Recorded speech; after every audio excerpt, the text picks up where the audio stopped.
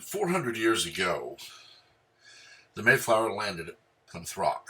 It's actually 400 years ago this year. I talked a bit about this yesterday in my video about the Article 5 Convention. 400 years ago, the Puritans and others left Great Britain to escape the tyranny of the monarchy. And just 4 short centuries later, the country they eventually founded through their descendants is descending into tyranny again under those we elected. Sheepdog Smokey here. Welcome back, everyone, and I hope you're having a great weekend so far. Before we get in, please remember to subscribe, turn on notifications, and share the video so that we can expand the conversation. We're also doing the giveaway at 500, 1,000, and 1,500 subscribers. 1 book, 2 books, 3 books, based on those levels. The choices are, as of right now, 1984, Brave New World, and Fahrenheit 451, as these are books I greatly feel need to be read by more people. That said, let's go on and dive right in. So, 400 years ago, 1620, the Mayflower sailed from England, a long journey across the ocean, and landed at Plymouth Rock. What started then was the road to what would become the United States of America.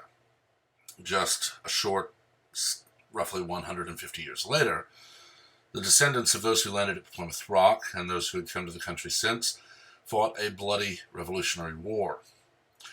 We notified King George via the Declaration of Independence that he had failed his duty to serve his people as a leader, and we were declaring our own independence.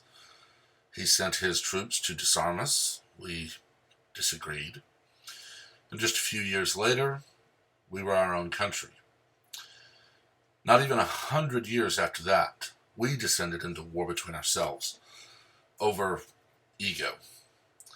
I have said in the past, and this is an opinion based on what research I've done, that slavery would have ended within probably 10 to 20 years without the Civil War. The cotton gin was already available, and not widely, but new technology, as always, takes a bit of time to take off.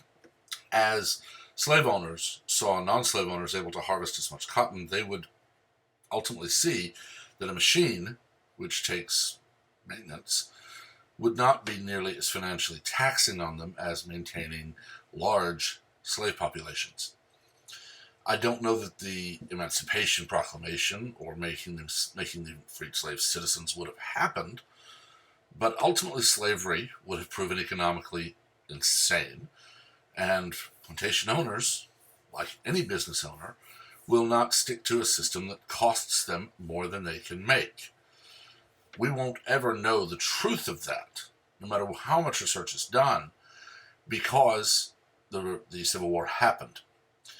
Lasted just a few short years, and in 1865, the Confederacy was defeated.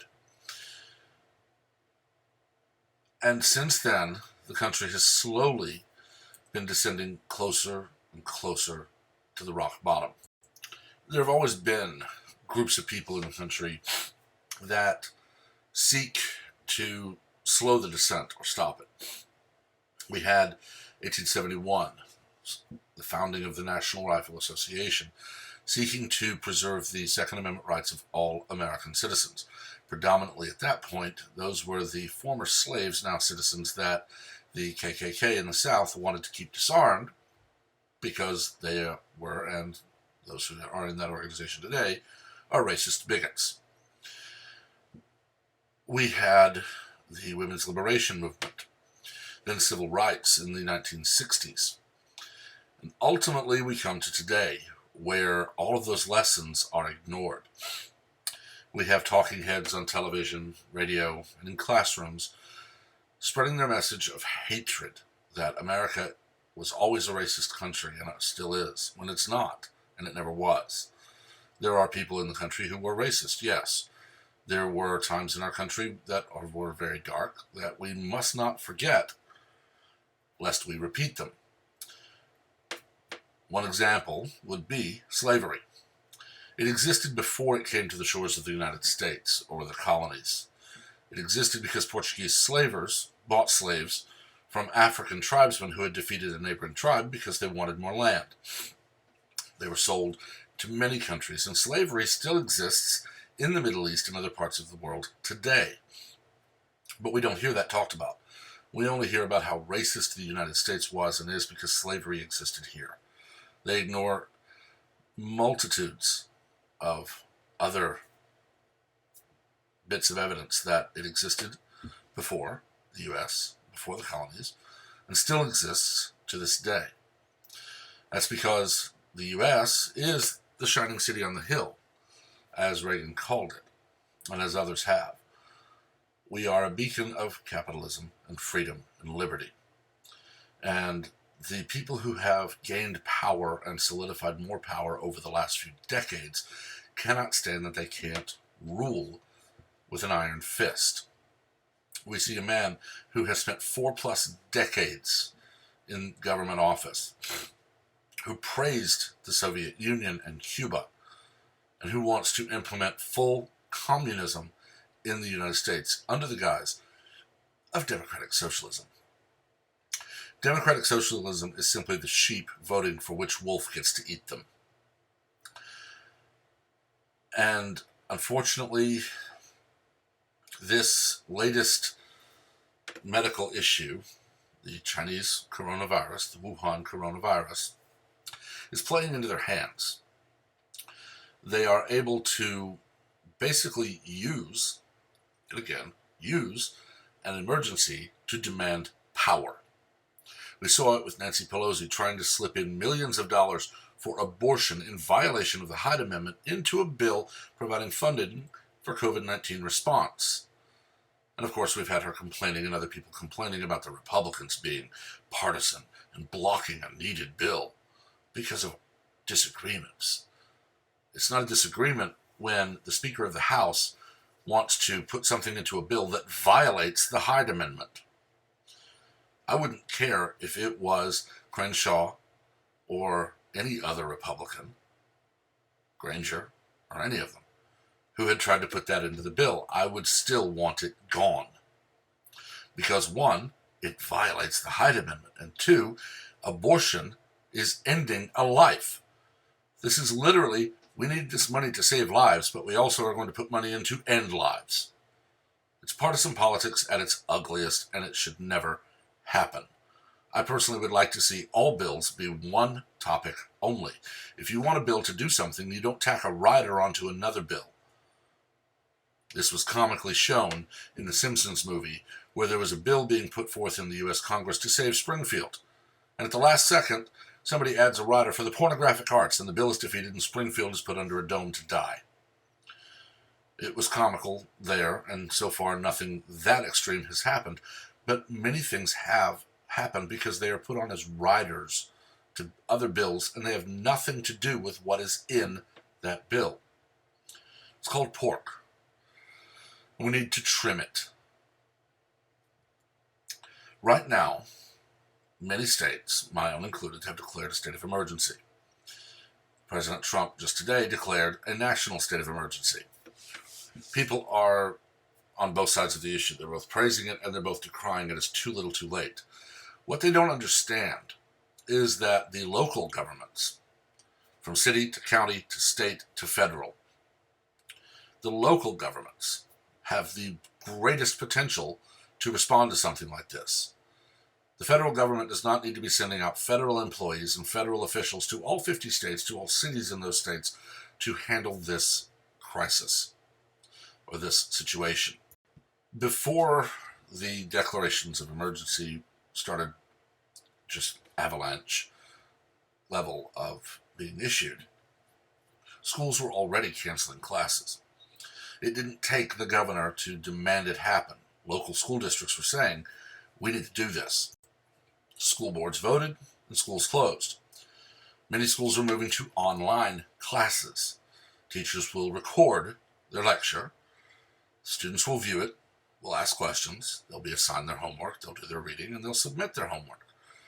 The only difference is they're not going to be in one room together and prolonging lectures by asking questions or distracting others.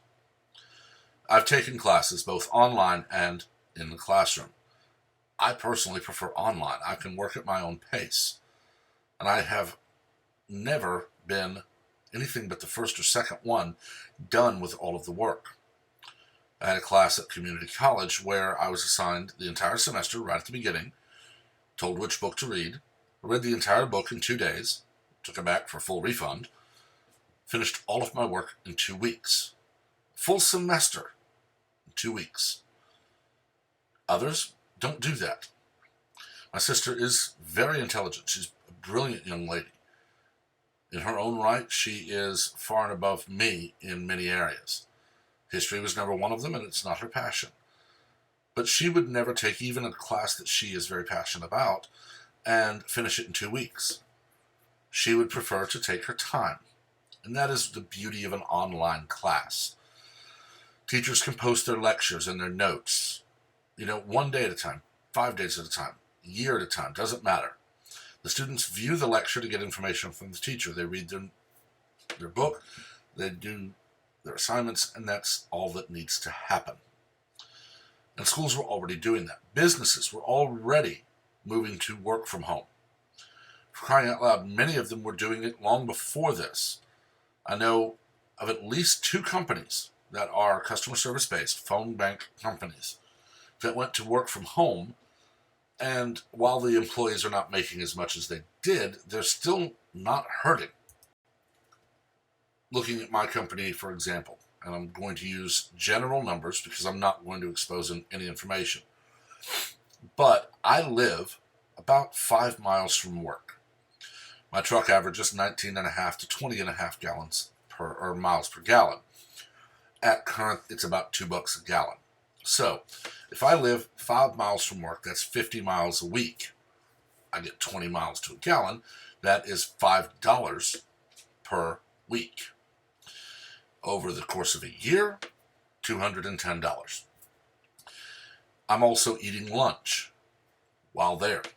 Normally buying my lunch because I haven't finished my house and don't have a kitchen yet. But I do buy frozen dinners and stuff for sandwiches and other things. But let's say, on average, I spend $150 a month. Well, that is $1,800 a month. So I'm up to $2,010 a year.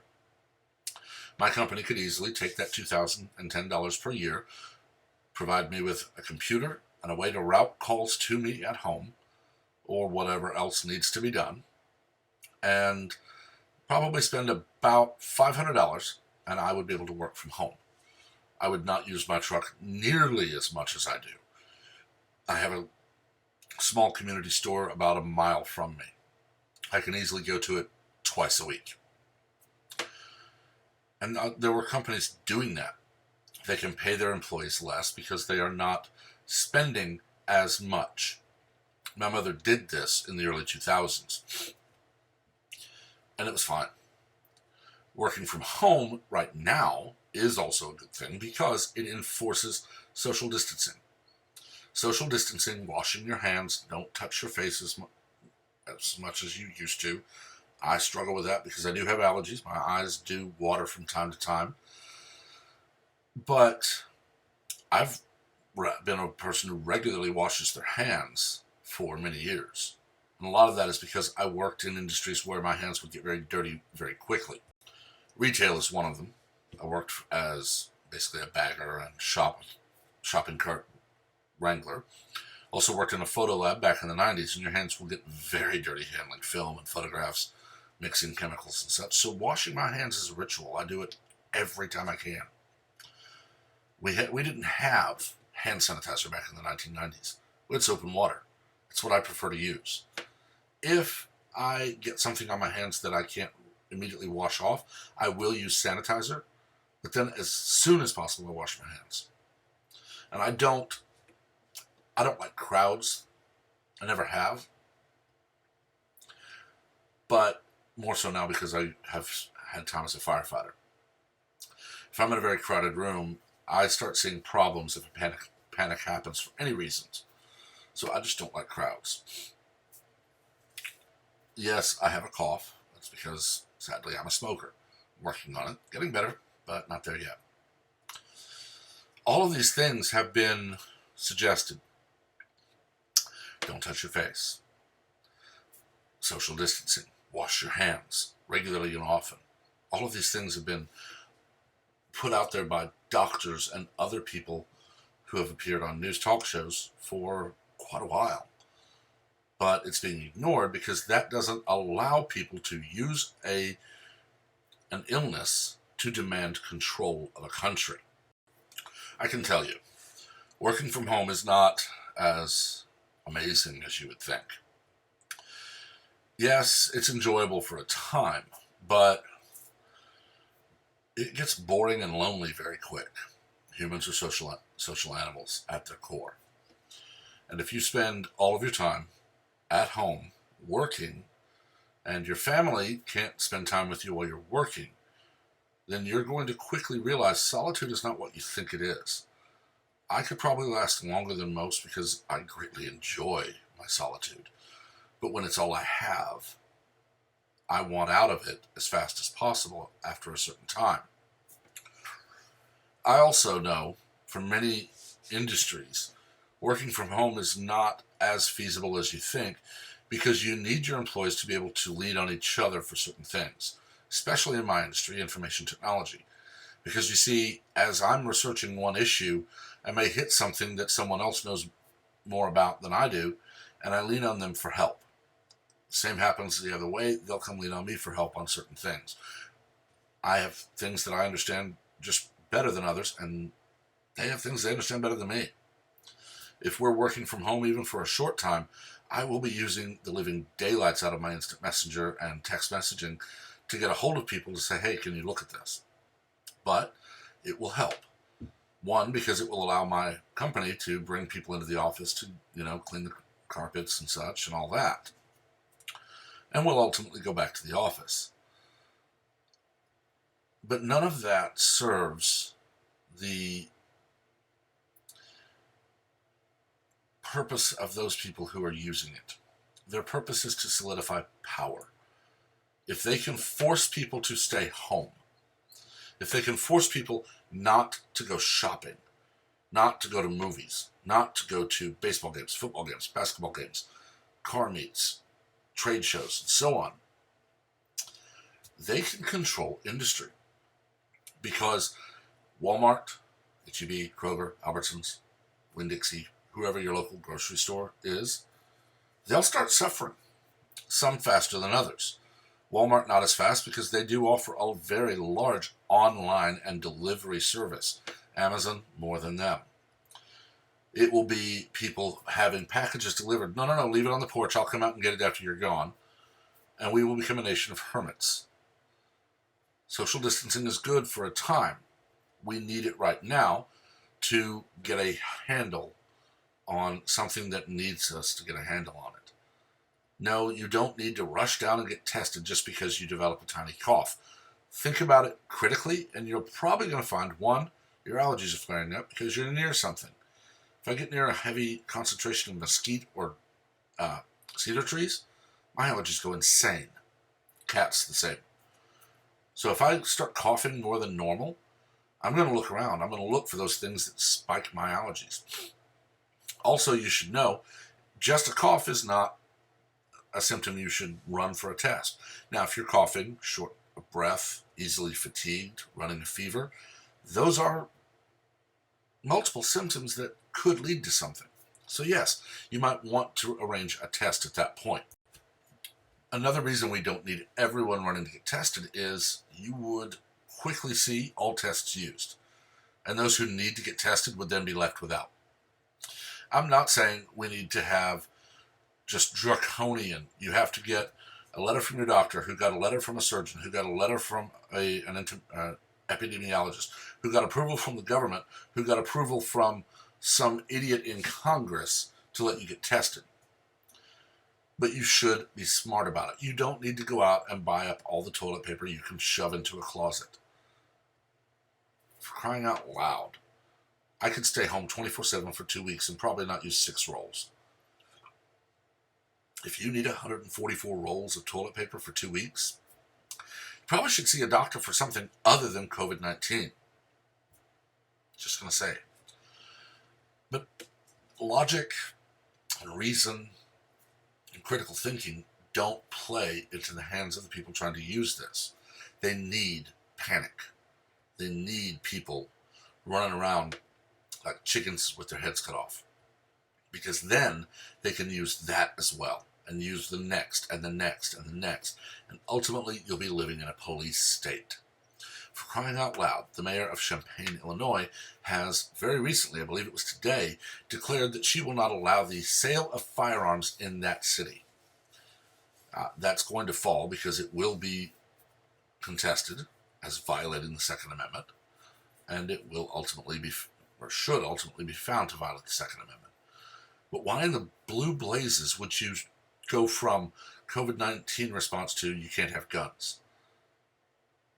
There's only really two explanations. One, she's just an utter idiot who believes that if nobody has guns, criminals won't have guns, and that's wrong.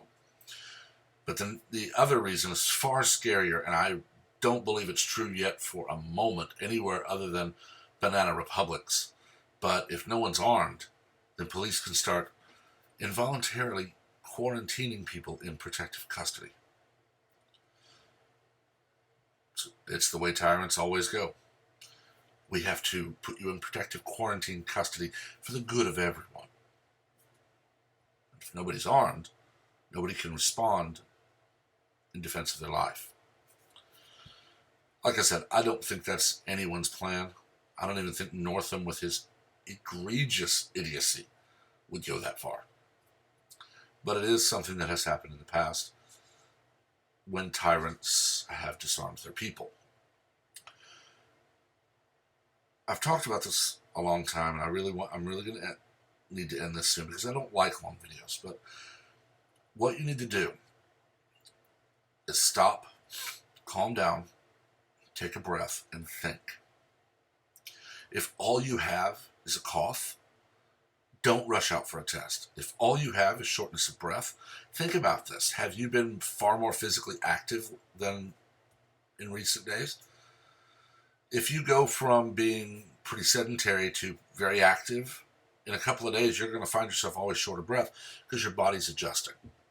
For crying out loud, when I started walking on lunches, and I was walking half a mile to a mile a day on my lunch at a slow pace, I did start feeling better, but I would find myself winded by about a quarter mile to a half mile every day for the first 2 weeks.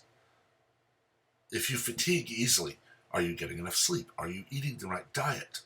If all you have is a fever, you might have just regular influenza. If you have multiple symptoms, call your doctor. Don't rush off. Call your doctor. Talk to them. If they say come in and see me, go in and see them. Use your brain. Use those critical thinking skills that we should see in everyone. I don't want to see this cause more problems than it already has. And sadly, in some states, it will. But hopefully, people will realize that they have a brain for a reason and start using it. I've talked long enough. As always, let me know what you think in the comments, but keep civil. We're not here to scream and yell at us and assault and insult each other. We're here to talk and discuss and debate. And we can do that civilly. As always, please remember to like the video, subscribe, turn on notifications, and share the video to expand the conversation. Until next time, everyone have a wonderful day.